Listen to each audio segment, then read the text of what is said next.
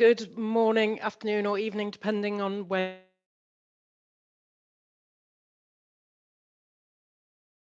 for attending our webinar, which is entitled Innovative Approaches to US Floodplain Mapping.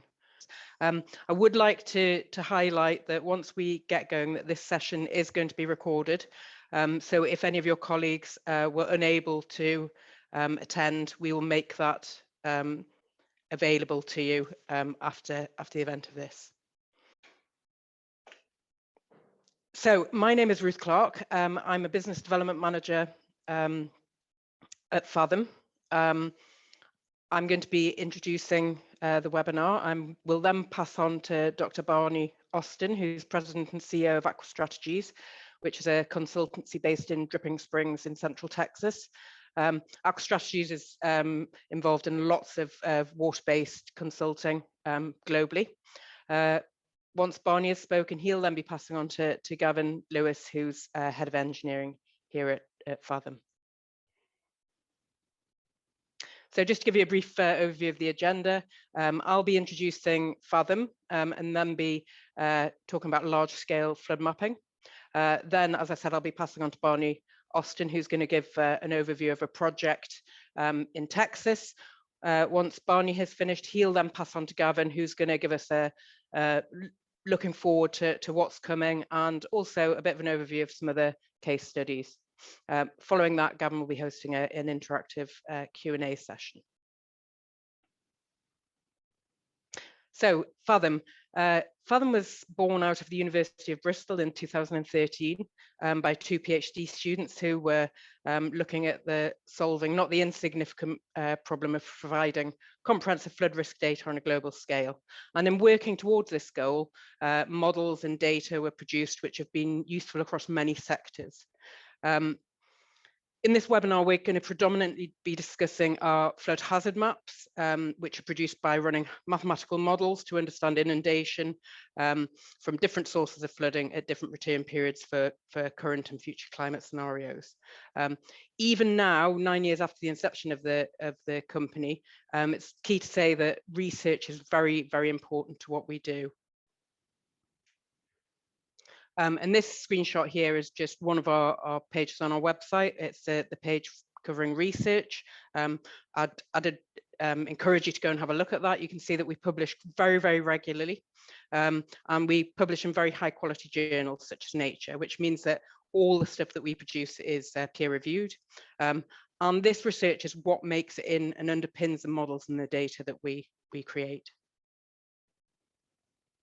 So I'm going to talk a little bit about the modelling data that we produce. I got involved in hydraulic modelling about 25 years ago. I started off working in detailed flood risk assessments, looking at planning and infrastructure projects. And in that 25 years that I've been working in this area, a lot of changes have happened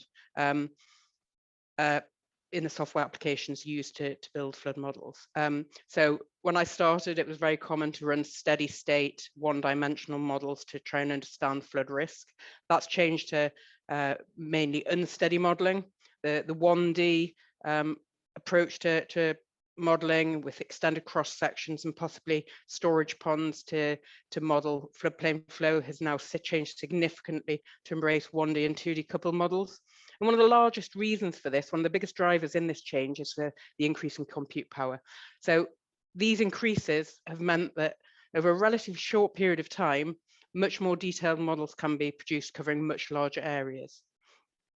So that's great, but when you start looking at detailed models over large areas, you need a lot of high resolution data. So you need LiDAR, you need cross-sectional data of river channels, you need surveyed embankments, you need information about hydrometric data, you need rainfall data.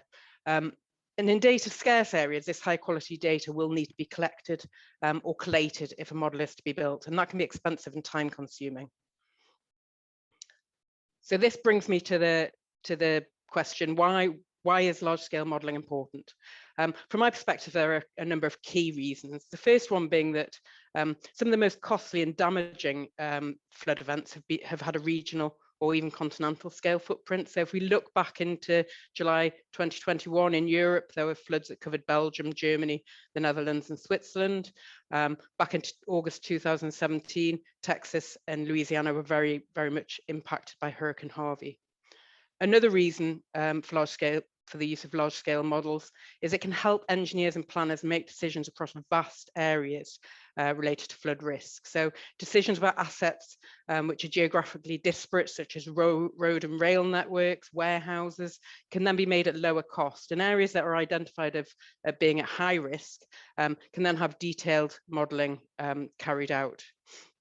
So using maps where data is scarce, using a framework to build large-scale models is key really to understanding these flood risks. So we build these models, we simulate them, and we produce maps of flood risk. But how do we validate them?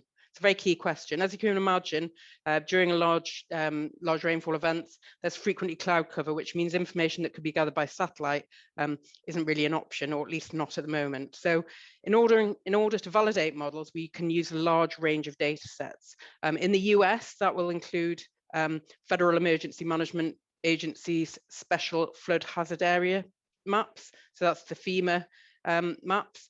And we also use detailed local hydraulic models that are developed by the United States Geological Survey.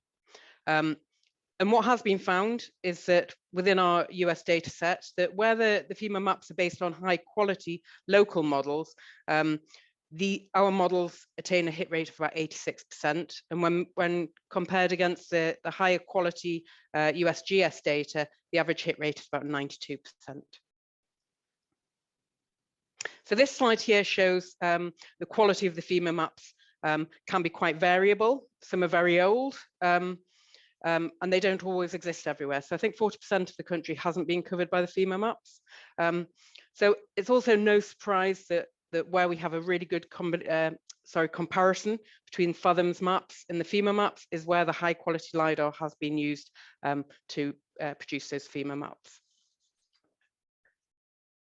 Okay, as the last slide indicated, that part of the 40% of the US hasn't even been covered by these maps, and many of the smaller watersheds are not included. So this slide here gives you a comparison for the 1 in 100 year event, or the 1% event, showing the FEMA maps against the maps produced by Fathom. And you can see that a lot of the smaller watersheds haven't been included in those FEMA maps. With the FEMA maps not giving full coverage, Fathom undertook some research with the US Environmental Protection Agency to look at the current estimate of exposure. And you can see here that using the FEMA maps, the exposure was about a third of that using Fathom maps showed. And if we go take this into the future, you can see that once you start looking at climate change, using that research with the EPA, a fairly serious picture of flood risk can be seen. So we're now going to ask a quick question about your experience of flood mapping, and we're going to leave that up for a few seconds. So if you could have a look at that and answer, that would be very, very useful. Okay. So thank you very, very much for your answers there. And I will pass over now to Barney. Thank you very much. Yeah, thanks, Ruth. I hope you can see me and you can hear me.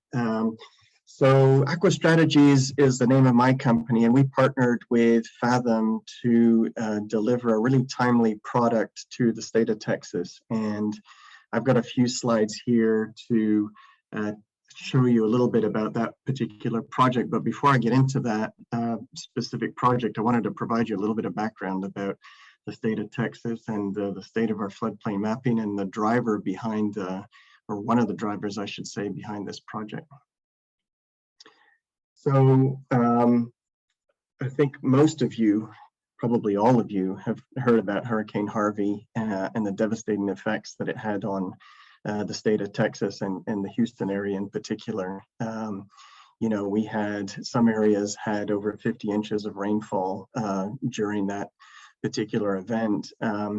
But interestingly, it wasn't an isolated event. It was the third for the Houston area. It was the third 500-year flood that occurred in 3 years. So people really sat up and took a look at that particular situation in Houston and realized that, you know, not only are we getting just incredible infrastructure damage and loss of life as a result of these flooding events, but we're really not very well prepared to handle them. And the state needs to do a much better job on flood warnings, flood preparedness, flood mitigation, flood planning, those kinds of things.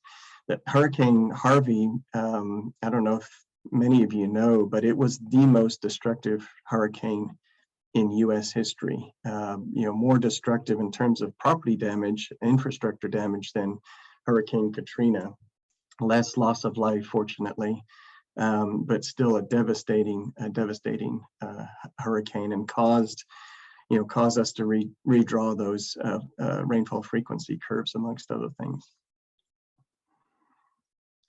So as a result of that flood, and by the way, you know, those 3 floods were in 2015, 2016, and 2017. 2015 had some floods, some really bad flooding in other parts of the state, including Wimberley, which is less than 10 miles from where our office is, where you may have seen on the news houses floating downstream. About a dozen people died in that really small village. Bridges were washed away. The river rose 28 feet in just over an hour. So it was a spectacular flood as well. And like I said, it's because of those flooding events that occurred, particularly in 2015, but through 2017, that the state decided to make a major investment in flooding.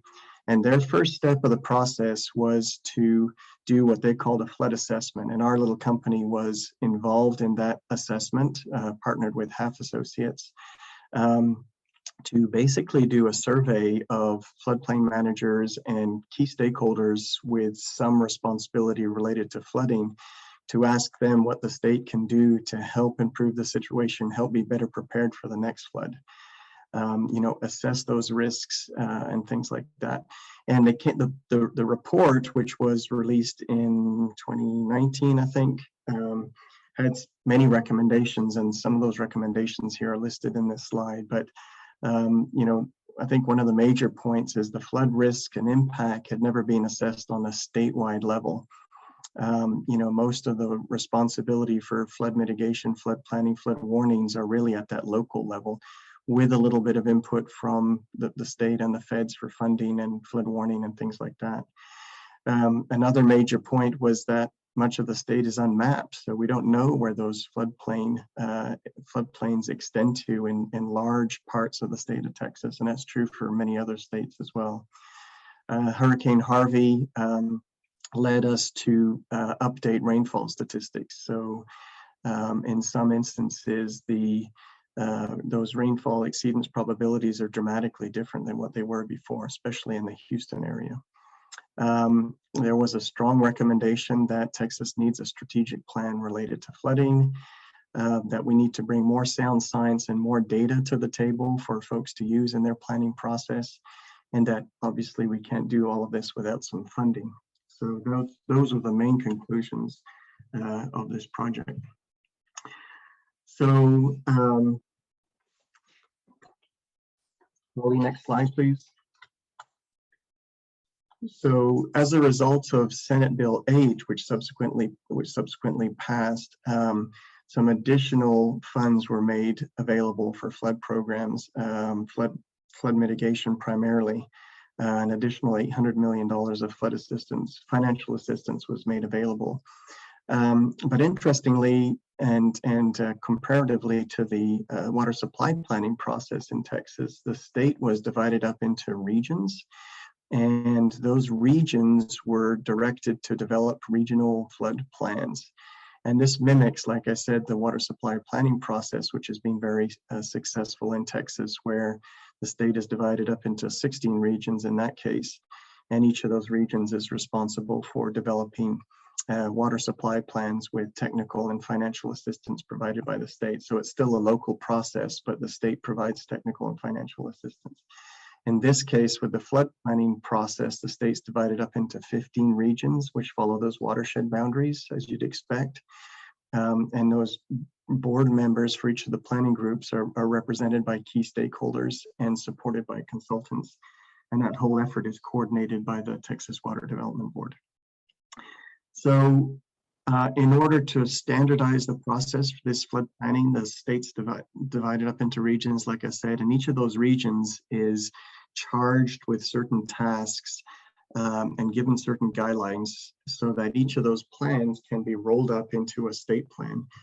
And so these tasks cover risk assessment, who is at risk, what the impact of flood is, in other words, looking at critical infrastructure and damage assessment when the flood would, if a flood were to occur, resilience factors, and I guess probably one of the more important outcomes of the flood planning process is, ways to reduce that risk. So how do we do flood management evaluations? How do we implement flood management projects and develop flood management strategies? So the need for Fathom. I saw a presentation by the Fathom folks at the University of Texas right around this time, and was intrigued and enthralled, frankly, about the model, about the process, and the opportunity to apply this in Texas. In Texas, something like 63%, at least at the time, 63% of the state was yet to be mapped with floodplains. Now, we're a very rural state in some places, but regardless, that's a large percentage of the state that we really have no flood map information. So the state, through Senate Bill 8, dedicated $45 million to developing base level engineering, base level elevation maps for the rest of the state, and hired, I believe it's 6 engineering firms to do that work. But that's a lengthy process, as you all know, and the state is not expecting to get all of those BLEs in for another couple of years. But those plans, those preliminary plans, are due in January, and they'll get rolled up into a state plan by TWDB employees by September 2024. And so the planning groups need that floodplain information ahead of when the BLEs are going to be available. And so there's an obvious fit there for the Fathom model, the Fathom approach. So let's talk about the Fathom model and its particular application in Texas. So and Ruth talked about this a little bit in her presentation, but it's a 2D hydraulic model and refined based on available regional data. It's based on a global data set that's at the 90-meter scale, but in the US, it's run at a 30-meter scale. So the entire continental United States is run at a 30-meter scale.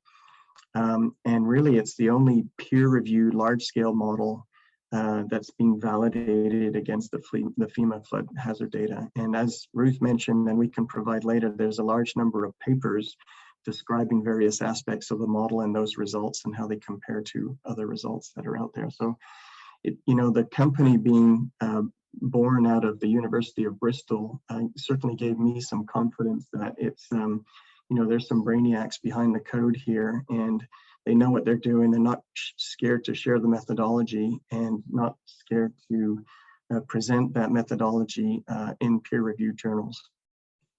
So the model has 3 different components. There's a pluvial component, rainfall runoff based on the NOAA Atlas 14 rainfall data, a fluvial component for those slightly larger watersheds. By the way, the pluvial runs on the less than 50 kilometers squared and the fluvial on the greater than 50 kilometers squared. And the fluvial is based on, flood frequency analysis based on stream gauge statistics. And levees and other flood control structures are built into the model. And then there's a coastal component that looks at storm surge, and that model is run. Those results are generated by each of those parts of the code, parts of the model, and the data are then combined, and the part of the code that produces the largest depth of water for any particular grid cell is the one that's chosen for development of the floodplain map. Next slide. So let's talk about this. And again, Ruth talked about this a little bit, but there was a strong desire by the scientists at the Texas Water Development Board to ensure that what we're going to produce was not too crude, not too different from what the FEMA maps are producing, and something that the regional floodplain management groups could use. So in addition to doing a pilot study on a Huck 8 in the lower part of the Brazos Basin, we also did some FEMA comparisons for them. And this is the kind of map that we produced for them. I think I'm going to skip this in the interest of time talking about it further, but there's some good papers and some good marketing material that we can share with you about the comparison with between the Fathom model and those FEMA maps. So specific now to the Texas project and our contract with the Texas Water Development Board, the main driver, of course, for this model is the topography. And Texas is fortunate to have recently acquired for the entire state LiDAR data. And, this is super high resolution topography data that is the driver for the model. Water still flows downhill. The Fathom model is successful because it simplifies the physics of the shallow water equations, but is still highly dependent on the topography data, as you'd expect. And so once the LiDAR data had been brought into the model, we ran the model at that 30-meter scale and then downscaled down to a 3-meter resolution for the deliverable to the Texas Water Development Board. And our output was 3 data sets, the fluvial, pluvial, and coastal data sets that were combined. And like I said, the largest, the model producing, or the subset producing the greatest depth of water was the one that was chosen in that particular instance. And then we ran 3 different frequencies, 5-year, 10-year, 100-year, and 500-year flood events. So let's talk a little bit about the digital elevation model. It is crucial to the accuracy and efficacy of the model. The LiDAR data, the holy cow, it is a lot, especially for a state the size of Texas. And we had some 330,000 tiles of data collected from 35 LiDAR missions. And they were all flown in the period between 2006 and 2019. And actually, just as this project was going, the final data sets were made available to the Water Development Board, to Aqua Strategies and Fathom, but there were some issues. There's many overlapping data sets. The projections and resolution were sometimes different between data sets. And then there was, in some instances, some missing data between tiles as well. So it was a little bit of a chore to wade through that and use develop a single DEM from those LiDAR data sets that we could use in the model. But that's something that Fathom was well versed with, well geared to handle, and actually worked through that process fairly efficiently and quickly. And we actually turned that data back to the Water Development Board, who were very, very appreciative of not having to go through that themselves. So let's see. So like I said, we produced a single reprojected 3-meter resolution data set with a consistent coordinate system for the entire state. The LiDAR data was, when we had overlapping data sets, was prioritized based on the coverage of that data set and the flight year. We're assuming that the more recent flight years had better quality data. We did a little bit of gap filling, not too much, a little bit of gap filling with the USGS NED. And then we output 93 tiles, 1 degree by 1 degree each, and delivered the Texas Water Development Board a 320 gigabyte data set which like I said, what they were very happy with.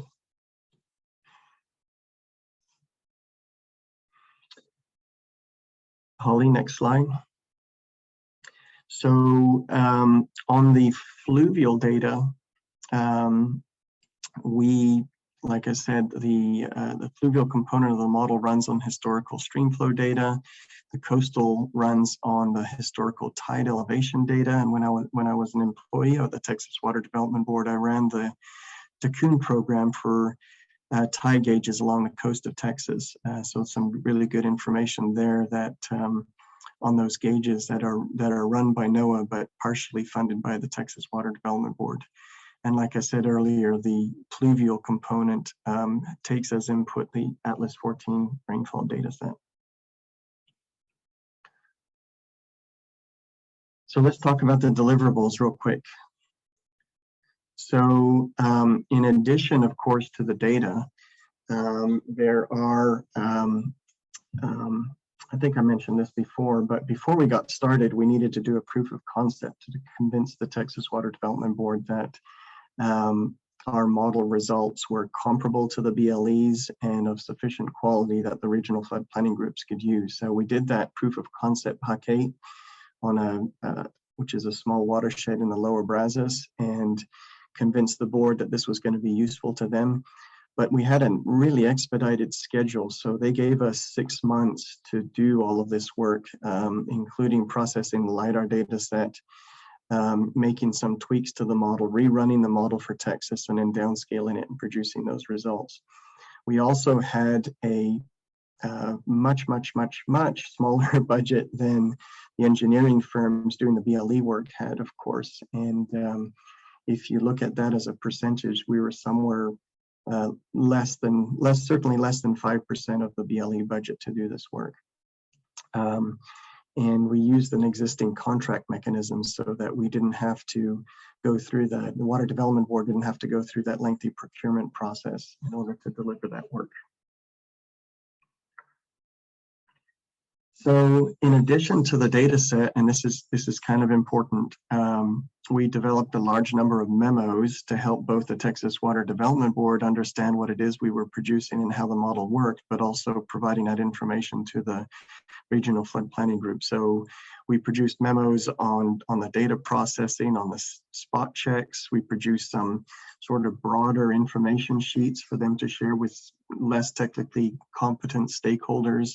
We produced a couple of videos, a 15-minute one and a 45-minute one, with sort of more detailed explanations of what was going on and what we're producing. We produced a memo on how dams and levees are handled in the model. And then perhaps just as importantly, a document on criteria for use. So the Fathom model is going to be super useful, obviously, in places where there's no floodplain maps at all, but where there are local detailed studies, the Fathom model results are of less value, of course. So we produce depth rasters at 5, 10, 100, and 500-year return periods, like I said, and then we also produce the digital elevation model, and then a list of the stream gauges that were used in our flood frequency analysis work. So why is that important? Why is this a big deal for Texas? And why might this be a big deal for your state or your particular region of the world? Well, we were able to very rapidly fill gaps in the floodplain quilt for Texas. I didn't really describe what the quilt was, but the quilt is a map of Texas showing where the Texas Water Development Board thinks the best information is available in floodplain mapping for each part of the state. So in one particular area, there may be a different model result or a different set of floodplain maps that are used versus another part of the state. And so that floodplain map lets them keep track of the latest and greatest information on floodplain mapping. This Fathom data set allowed the flood planning groups to assess their entire regions and look at the floodplain extent in their entire regions ahead of when their first regional flood planning group report was due to the Texas Water Development Board. So it allowed us to get there ahead of schedule instead of having to either push the due date for the flood planning reports out or proceed with inadequate or missing information. And actually, it turns out that LiDAR data set is being very, very useful as well. So the state is using that, and the regional flood planning groups are using that LiDAR data set for other purposes. It's much easier to work with than those individual tiles from different flights that are currently available on the board's website. Okay, so let's talk very briefly about potential future projects that we see. We've had conversations with the Texas Water Development Board about what to do next. Like I said, they're very happy with our product, and now we're exploring other options with them, or other things to do with the model or the data set. Holly, next slide, please. Thanks. So one of the things that we can do, and it's actually very easy to do, is to run different return periods. So if you're interested in, or they're interested in, a 1 in 200 year return period, or a 1 in 1,000 year return period, for example, those are things that are very easy to do. We had talked at one point about delivering 10 different flood frequency data sets to the Texas Water Development Board, and ultimately we decided that was more data than we really knew what to do with. But there may be some particular parts of the state or some compelling reason to run different flood frequencies with that same model, like I said. Another thing that we're looking at is the potential to use this data for to supplement or to help flood warning, providing that flood warning information to people. We happen to be working on another project with the Texas Department of Transportation and the University of Texas, where we're installing 60 stream gauges across the, primarily across the Dallas-Fort Worth area, but also in Houston. And that's producing or helping to produce better flood warnings, particularly where there are bridges that need to be closed down if the water levels get to that level. But it's interesting when you talk to those emergency management folks, you know, a number, you know, 30,000 CFS has very little meaning to them. What they want to know is what the inundation extent is. And so combining our flood forecasting tool with some maps, and like going back to that previous slide, if you look at, you know, a whole bunch of different flood frequencies, you can relate a particular flow rate to a flood inundation, and that's much better information, much more useful information to folks that are in charge of evacuating people out of houses or closing roads and that kind of thing. So there's a real good opportunity there. There has been some preliminary work done by the Fathom folks, and I'm not very familiar with this, on dam break analysis. So how do you propagate that flood downstream, and how does the Fathom flood model help understand what areas will be inundated below a dam if it were to breach? So that's something that we're interested in exploring as well, in applications in Texas and elsewhere. So I think probably this is the idea or the initiative that has gained the most traction, and that is, you know, how do we run this model with changing watershed conditions? You know, what happens to the floodplain extent as a result of urbanization, or, you know, new levees or refurbished levees? You know, what happens with the construction of flood mitigation strategies? How does that change the floodplain in that particular area, but also downstream? And so those are the kinds of things that would be fairly straightforward to run, like I said, on a very large scale with the Fathom model that we're interested in looking at. And of course, this approach lends itself very well to studying impacts of climate change. So changes in precipitation exceedance probabilities, changes in sea level rise, changes in you know, flow statistics. Those kinds of things can be run in the Fathom model fairly easily. And in fact, we're having those discussions with the USGS and the Climate Adaptation Science Centers right now, with the idea of doing a project in the central United States. So an obvious one as well for the Fathom Group and Aqua Strategies is to do something similar to what we did in Texas and other states. Texas is not the only state that has a large, or had a large portion of the state unmapped for floodplains.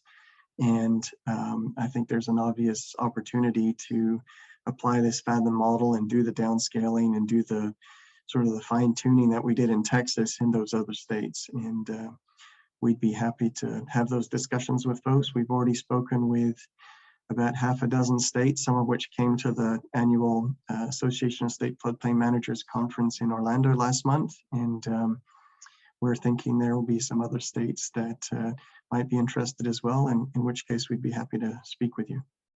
But I think that's my last slide, Holly. I think Gavin's up now.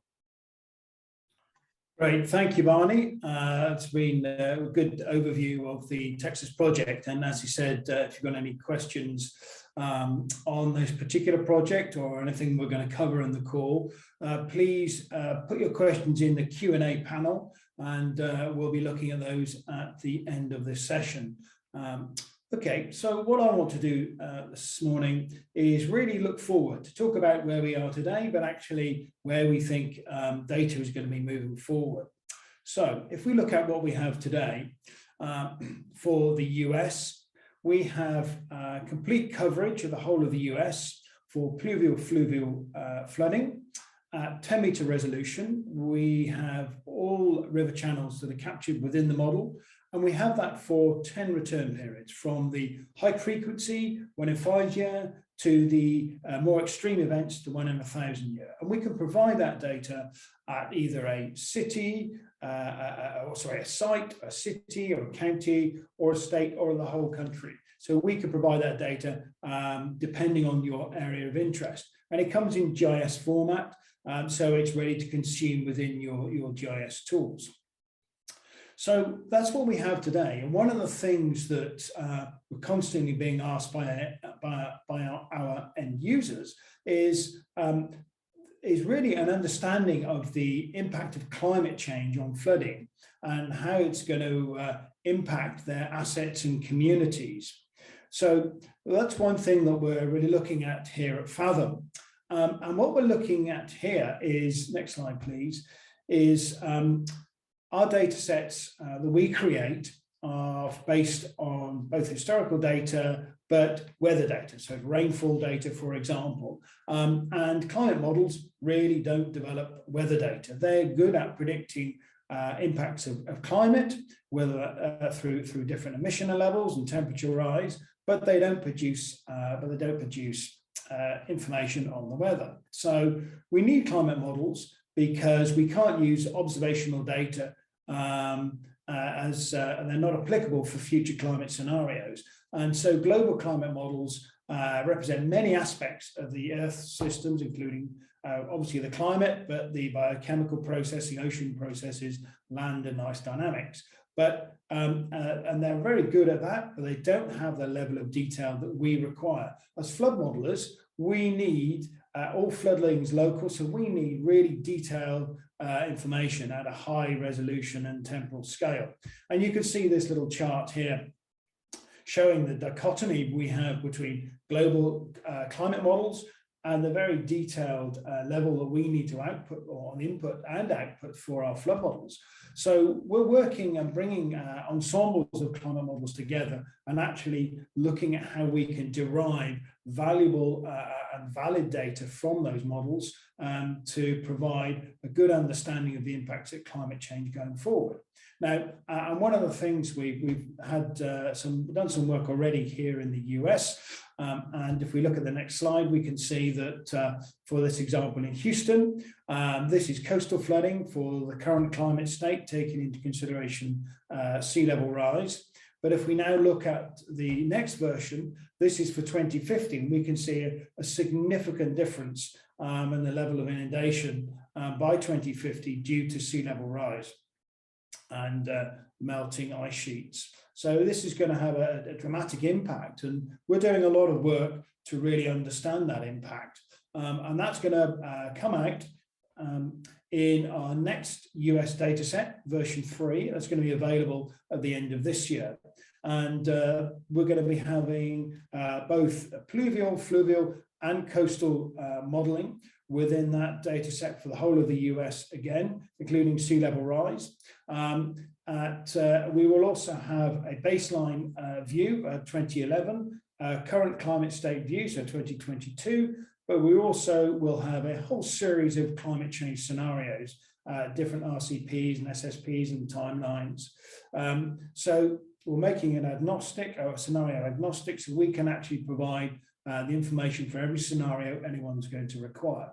So that data is going to be available by the end of this year. Again, it's going to have 10 return periods for both the current climate and the future climate states. It's going to again be a 10-meter resolution, and it's going to be in GIS format, and we will be making it available through our new API as well.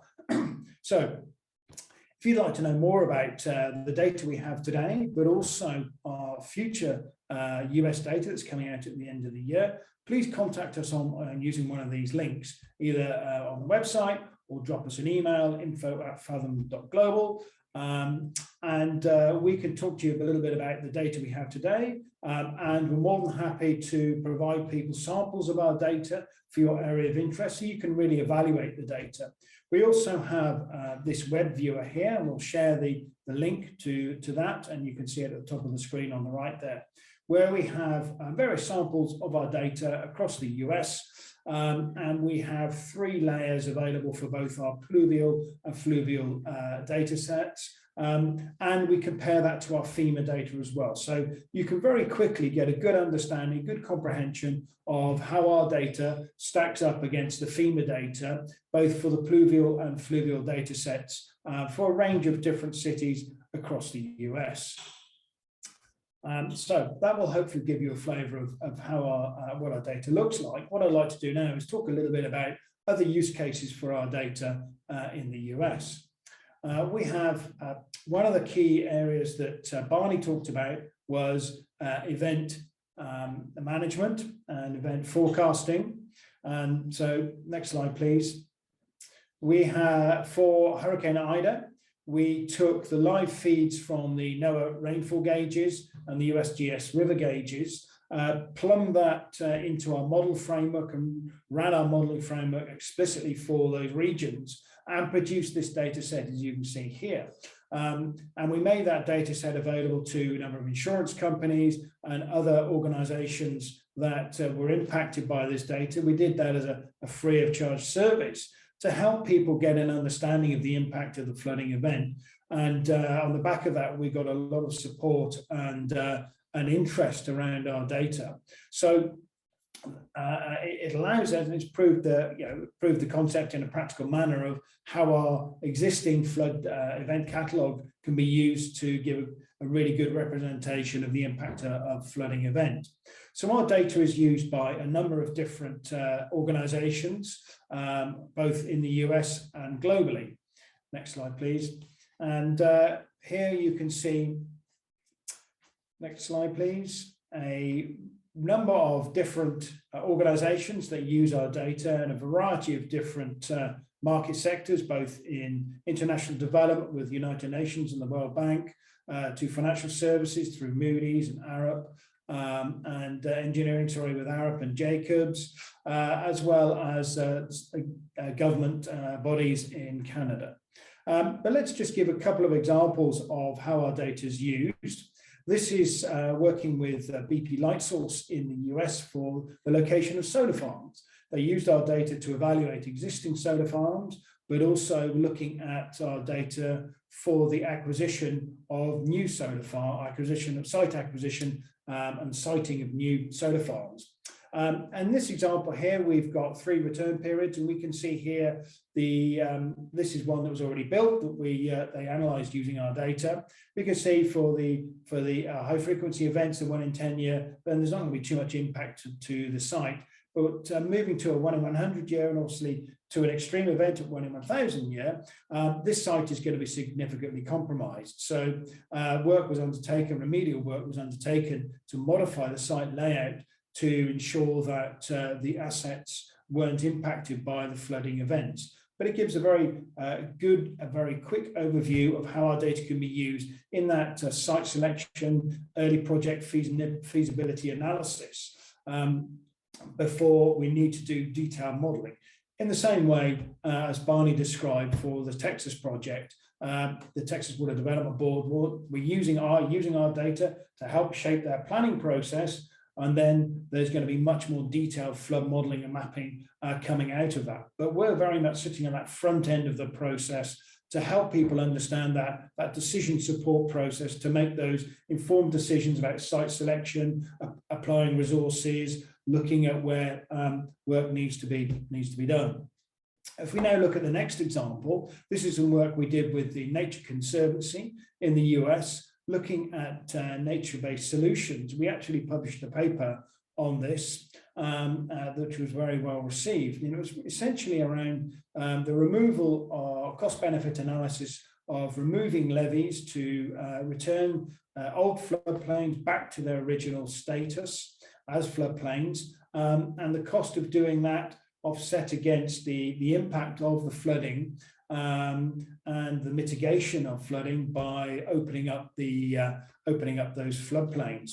And there, on a lot of the work that was done in that paper, essentially the cost-benefit analysis for the land acquisition to reduce the impact of flood damage was in the region of a cost factor of about 5 to 1 in favour of the removal of the levees. So really great cost-benefit analysis there, and we found that really enlightening work that we did with the Nature Conservancy. We're very keen that these types of applications use our data to help people understand that.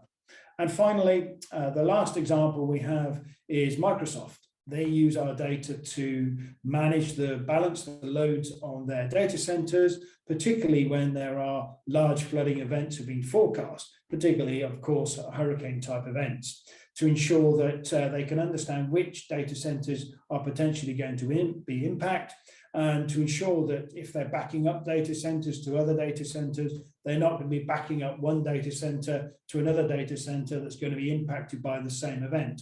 So our data is used for that, very much that event-driven risk analysis in a live platform. Okay, well, I hope that's given you a bit of a flavour of the use of our data in different applications across the whole engineering spectrum.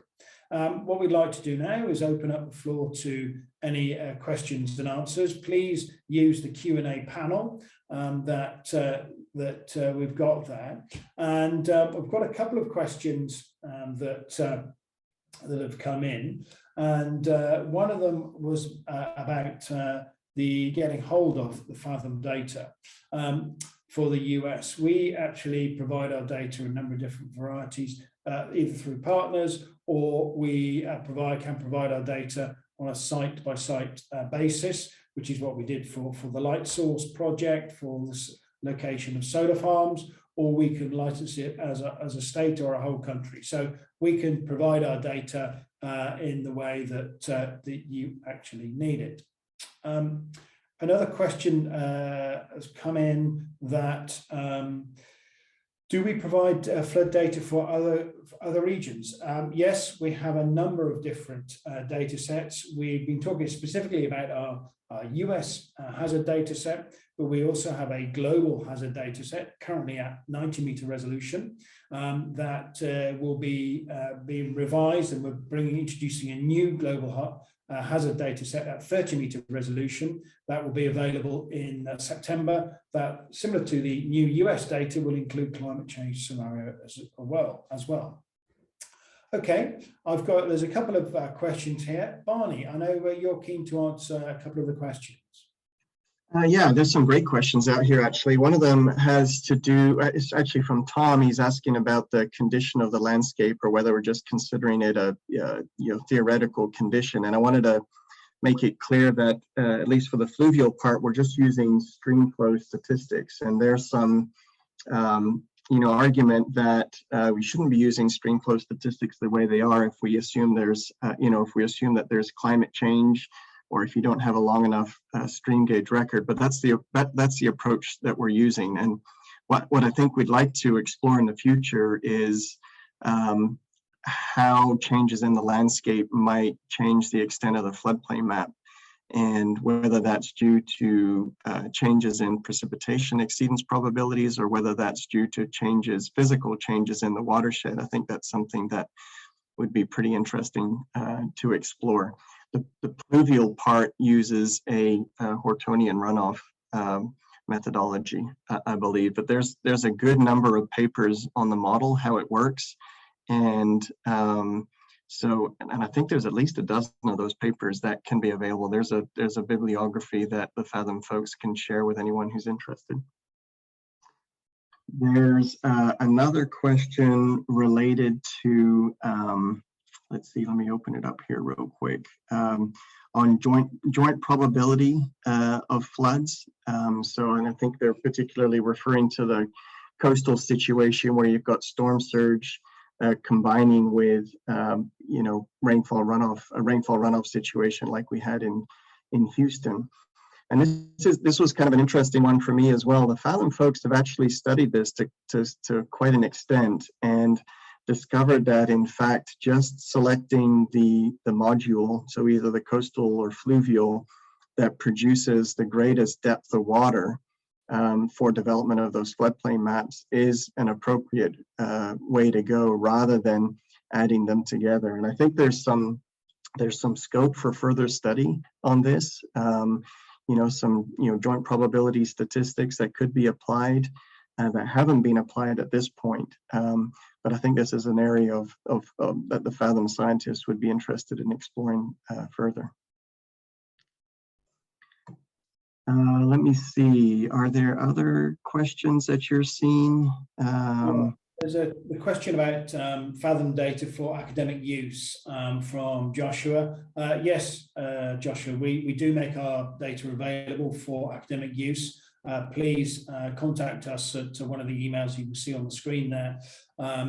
And we just put a very simple academic license in place, and we can make the data available. But we do like to look at the research you're doing, because obviously, being a research-driven organisation, we're very keen to understand what people are doing with our data. There's a question from Fahad as well, asking whether we would revise existing products based on any revision or changes to the underlying data sets, such as climate change scenarios. I think that's a great question, and that's something that the Fathom folks are indeed pursuing, particularly on the climate change side of things, right? How do changes in rainfall frequency or stream flow statistics, how would that affect the floodplain extent? And we're going to look at some specific studies, and may also exploring the idea of revising the entire data set for North America based on a number of different climate change scenarios that users would then be able to choose between. Yeah, there's another question around do you take into consideration flood defenses in your modeling? We do, and I think Barney touched a little bit on that. We actually build in flood defenses where we have the data for them. We were lucky with the working on the Texas Water Development Board project. They were able to provide us data on defense structures, and we pulled data from a whole range of different sources to build that into our model, open data sources, of course. And so where we can get hold of the data, we absolutely do build that into the model. Where in the US, we spent a huge amount of work actually collating data from individual counties around flood defenses, and built in that into our model, and have validated some of that work. In the global data set, we have to make certain assumptions where we don't have information on defenses. So we model those data sets in, and in the global data, we provide two views of our fluvial data, both a defended and an undefended version. So you can actually contrast the two different, or the impact of defenses on the flooding. And let me expand on that just a little bit, Gavin. So in Texas, we've got a large number of levees, particularly along the Rio Grande, that some of them are certified and some of them aren't. So for the ones that are certified, the areas that they protect are explicitly built into the Fathom model. The ones that aren't certified are still in the model, but only to the extent that they appear in the LiDAR data set. So that's how it works. That's how it worked. That's how we decided we wanted it to work in Texas, I should say. Yeah. Right. Any other questions that you see there, Barney? I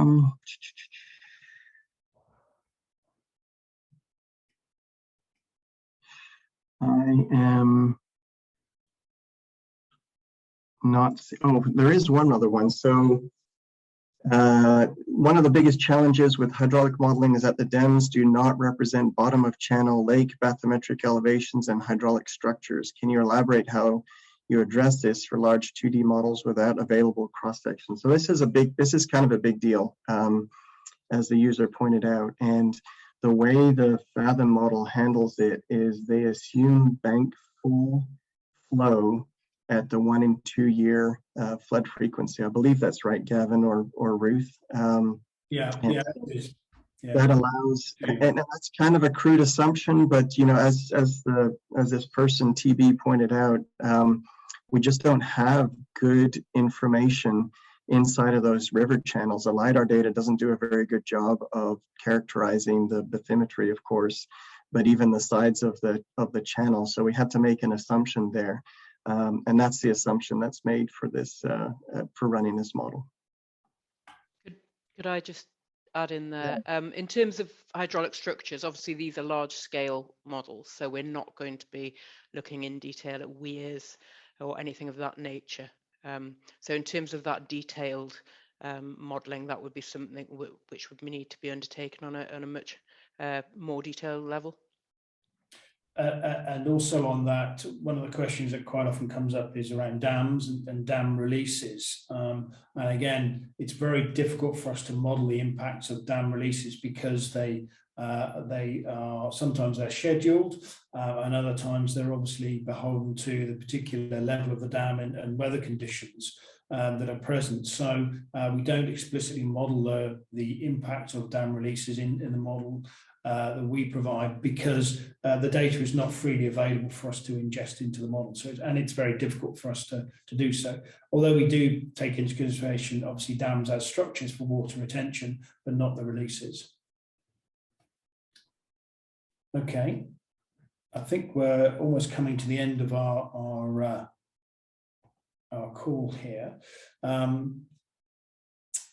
One question, do you compare your results with FEMA's BLE model, base level elevation model, and what's the difference here?